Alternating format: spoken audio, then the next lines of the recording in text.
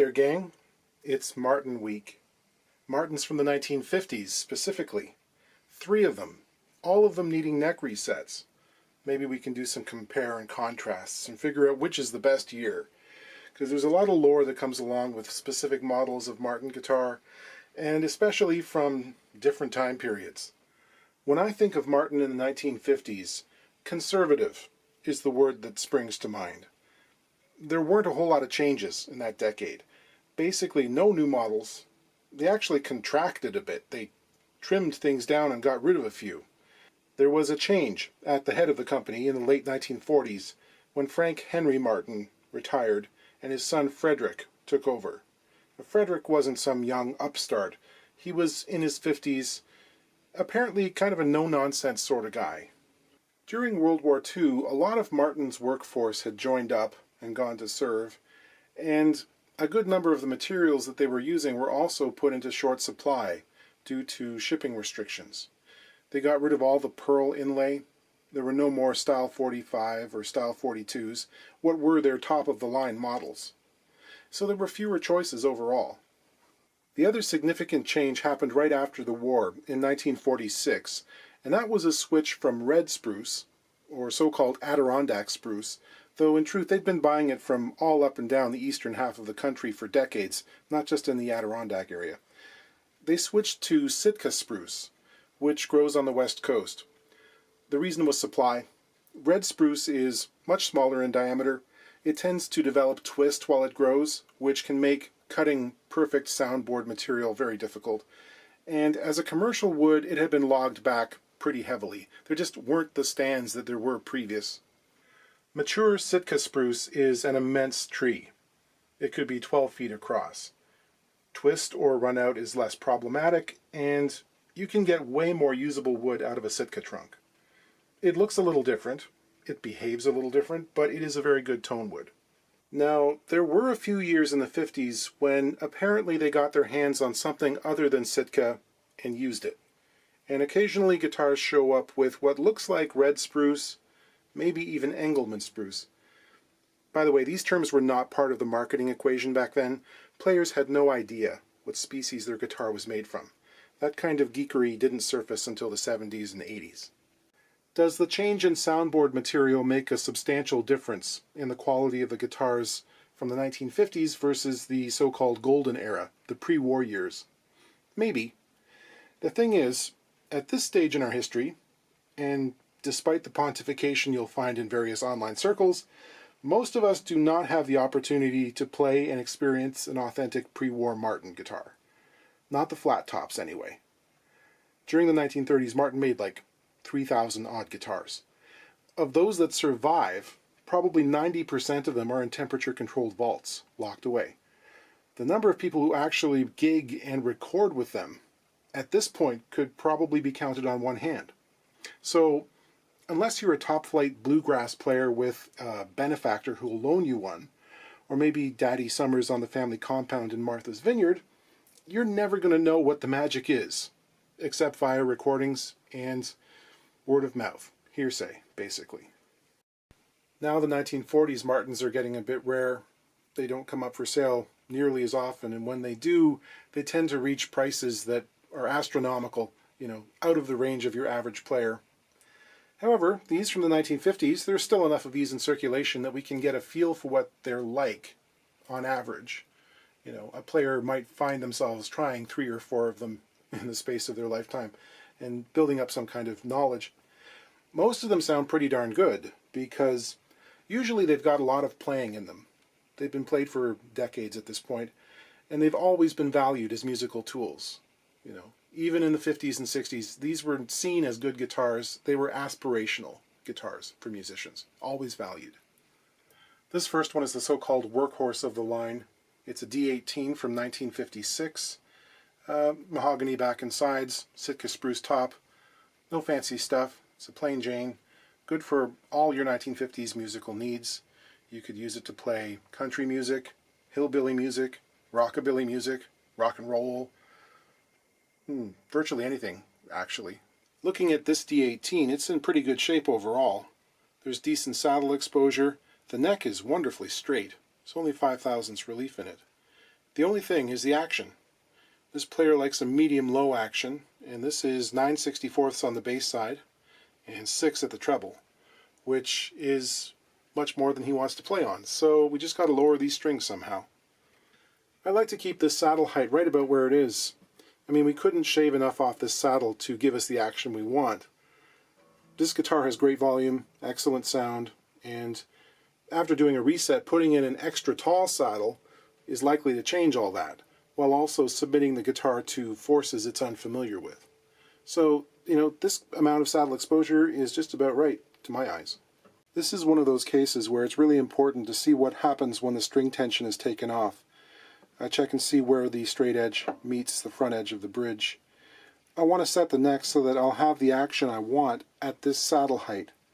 It might take some slight adjustments, but it's good to know where I'm starting from so I can calculate. So I'll take this measurement, take off the string tension, and do it again and see what the top does in this area. So if I have to add a little extra to account for the top dipping or bellying up, I'll know what to do. This measurement was 13/64 with the string tension on. Now with the string tension off, it's 15/64, a difference of 1/32 of an inch, or the metric equivalent. There's a good luck deceased passenger along for the ride. Can't get rid of it, that's where the tone lies. Looking at these frets, I'm not sure they're original.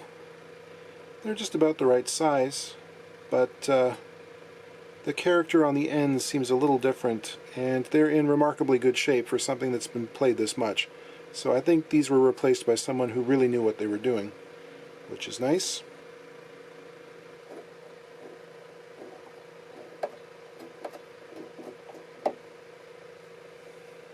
Someone asked recently, and this was a legitimate question, it wasn't someone trying to troll, if you could use a household steam iron for this and use the steam function and actually get it off quicker. And the answer is yes, you can use a regular steam iron. I used my mom's old one from the 1960s for years and years. You don't want to use the steam though, because injecting steam into the rosewood can warp it in funny ways, and if the steam gets into a vintage finish like this old lacquer, it'll cause what looks like a white ghostly kind of haze is probably the best word to describe it, which does not look nice, and it can be kind of difficult to get rid of depending on the finish. So no, don't use steam, use dry heat. Because there are people on YouTube who watch enough videos and get lulled into this kind of false sense of security that viewing has somehow imbued them with experience, where it really hasn't. If you were going to do this for the first time, a 1956 Martin would not be the thing to practice on. And if you're beginning, you don't want to do this on your favorite guitar. Go out and buy a real junker from a pawn shop or something, an online site, and practice, because I know it looks easy, but experience actually does come into play here in a lot of cases. Drilling holes into the dovetail pocket. Strapping into my neck removal device, which is based pretty closely on the commercially available one. Don't ask me for plans. One thing to be sure of is that you use good padding. I use cork on everything that's going to touch the guitar, and I'm clamping on the edges, as you can see, where there's good support from the lining. So here we go with the foam cutters from Hotwire Foam Factory, plunged into the little holes I drilled.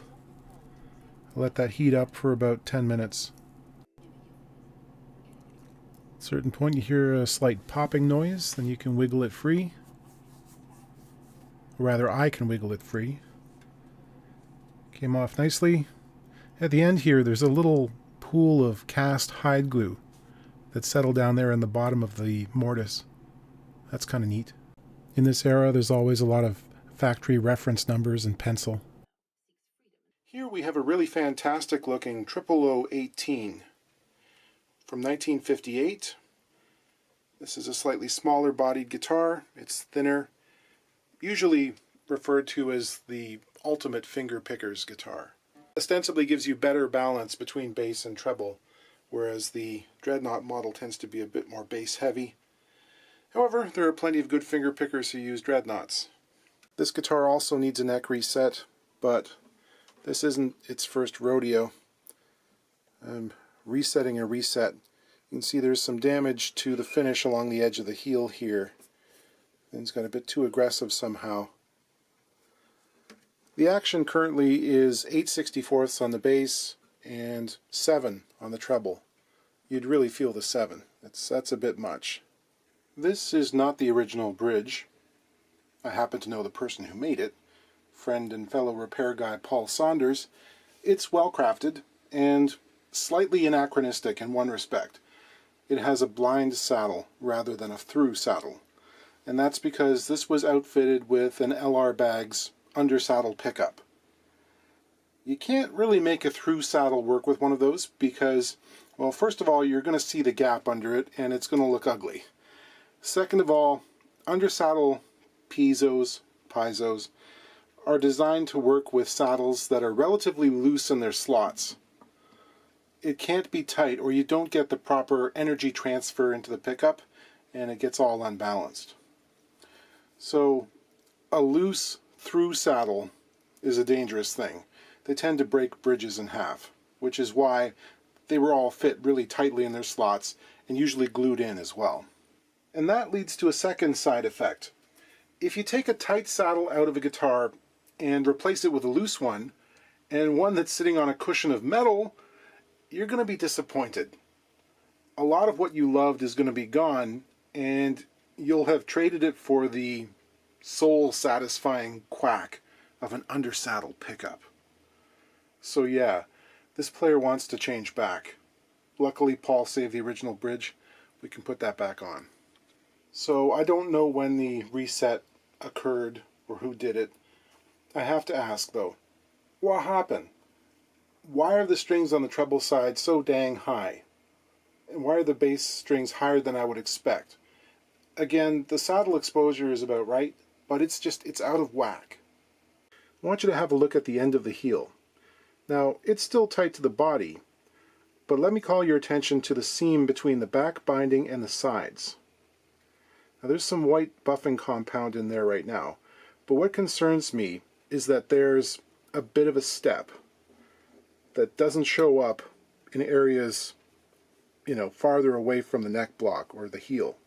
This isn't a case of the binding shrinking. Someone tried to poo-poo my assertion that tipping of the neck block can be a prime cause for rising action.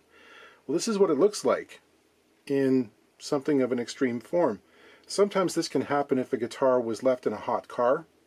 Sometimes it's a byproduct of a neck reset gone wrong, where there was a lot more steam used than, was preferable.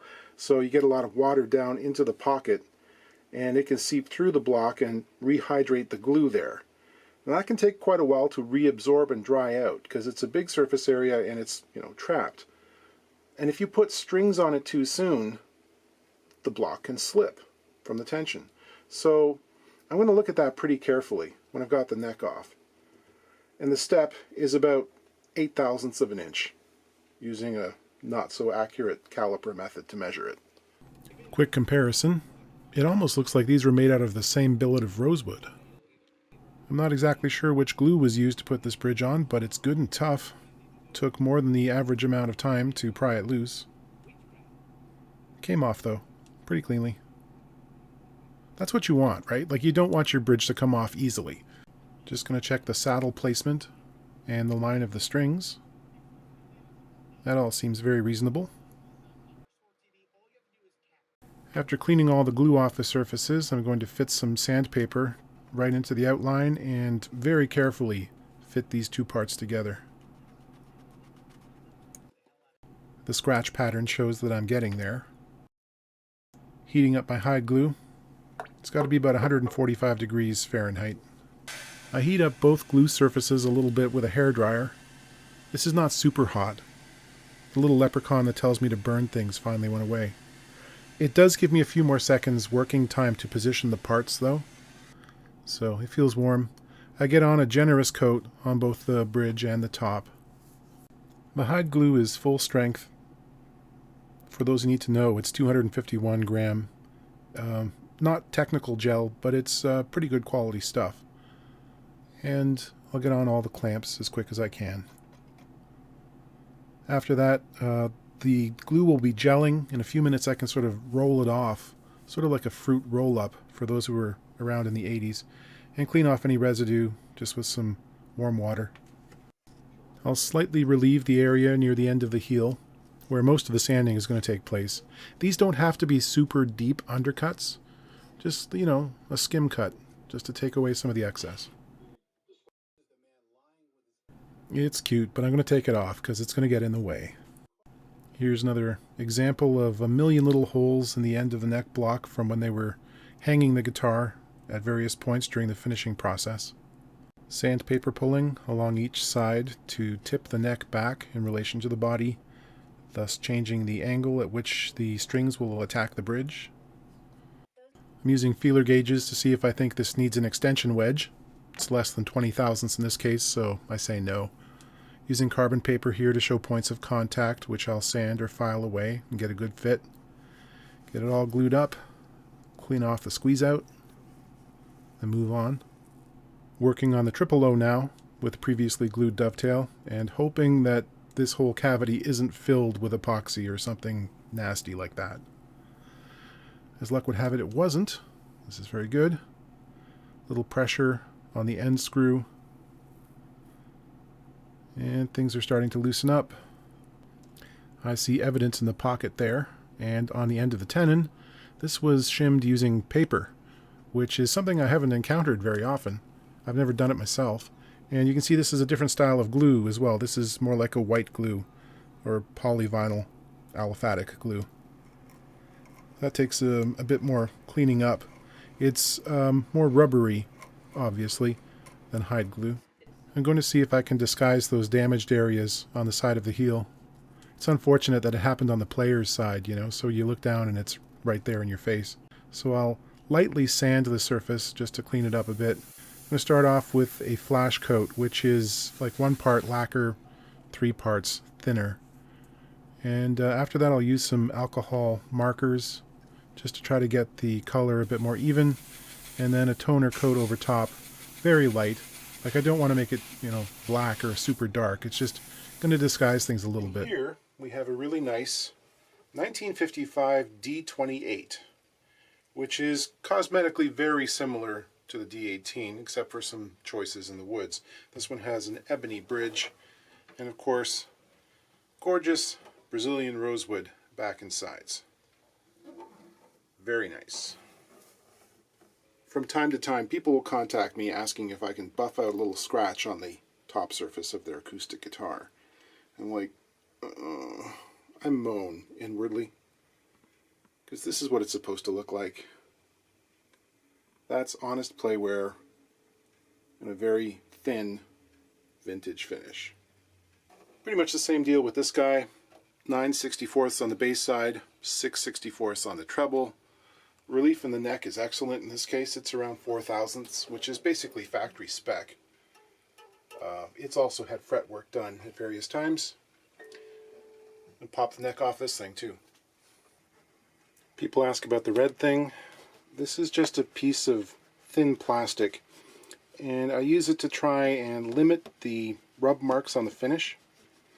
On these guitars with the old lacquer, it's been washboarded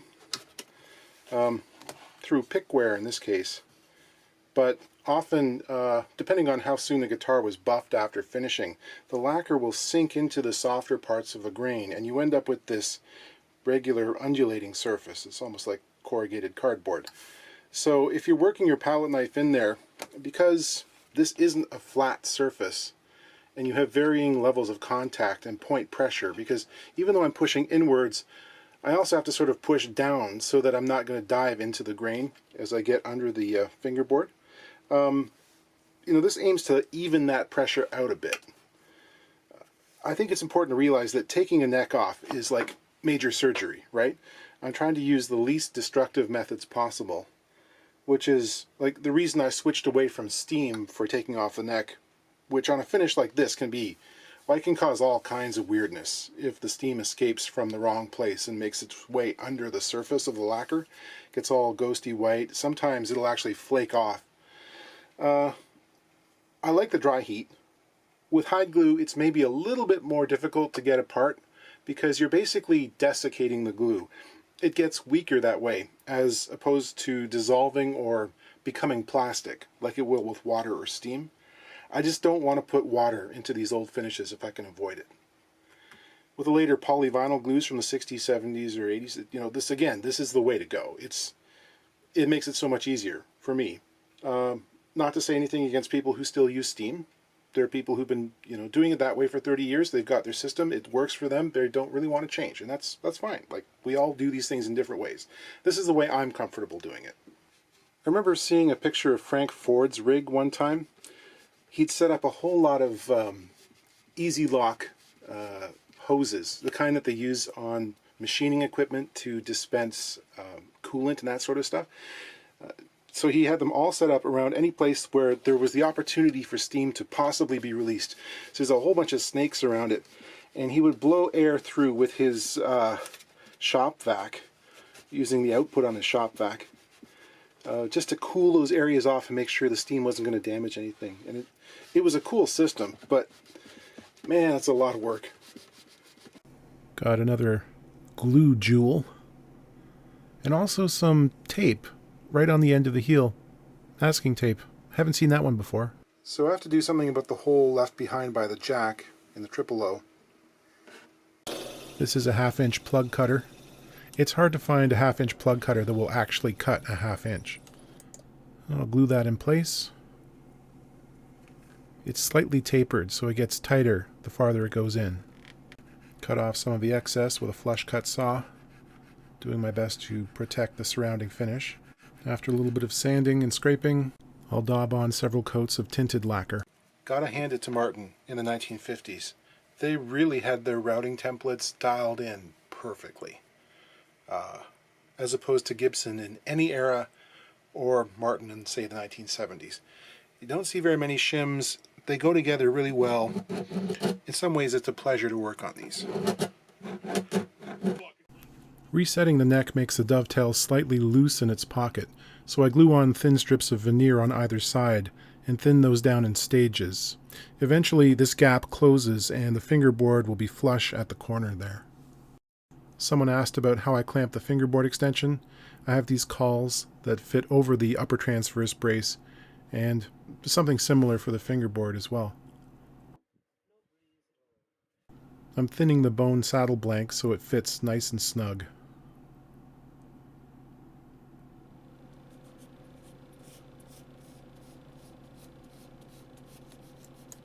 Before reinstalling the missing frets, I have to get rid of any of the excess gunk that's on the top surface there. This is some 800 grit sandpaper.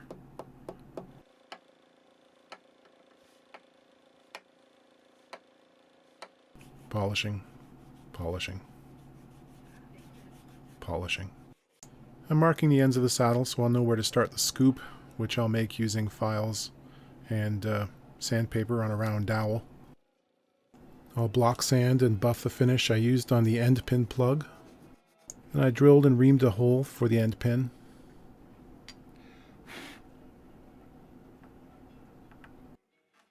I've mentioned it before, it's really easy to underestimate the time it takes to set up a guitar with a through saddle.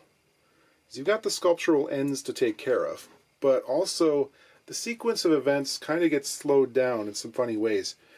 When you're working on action height, you want to start off with a saddle that's a little bit tall, so you have room to dial it in. But in these old bridges with slots that aren't particularly deep, there's a bit of a risk to that, because until it's glued in place, the taller saddle is much more prone to leaning forward and in many cases just splitting the front of the bridge off. I've seen it happen. So it can be a real balancing act. The way I handle it is to prep the blank by sizing it to fit the slot. And then I'll scribe the top line of the bridge onto the blank and then project upwards about 4 millimeters. 160 thousandths, like 3/16 of an inch. So I scribe the radius, I cut to that line, then I glue the saddle in before dialing in the actual height. That seems the safest to me. Now the saddle radius is larger in diameter than the fingerboard radius. Some people don't realize that. Martin's fingerboard is a 16-inch radius, the saddle is about 20. And I think Martin did that on purpose to lower the overall height of the saddle exposure and to flatten the arc of the strings for the picking hand. Because if a similar saddle with a 16-inch radius would be much taller at this point in the center. And through some trick of geometry, the fingerboard splaying outwards, you don't really need excess height in the center. We're talking very small increments, but it all helps. Now you could use a 16-inch radius. It'll work fine. It might look a little bit weird to people who are used to looking at Martin saddles. Also, if a player has been playing Martins all their life, that could make a real difference in the way they feel the strings. Depending on how you play, there could be adjustments necessary in the technique required. I'm thinking of someone like Molly Tuttle, who has a very distinctive way of anchoring the side of her hand on the bridge when she's doing cross-picking, skipping strings while playing very fast. And a tighter radius, it would feel weird. You'd have to get used to it. You'd have to retrain your hand to do the thing that it's been doing its whole life. So I string up, measure the outside heights, mark the amount I need to remove on those strings, then I sand in the radius.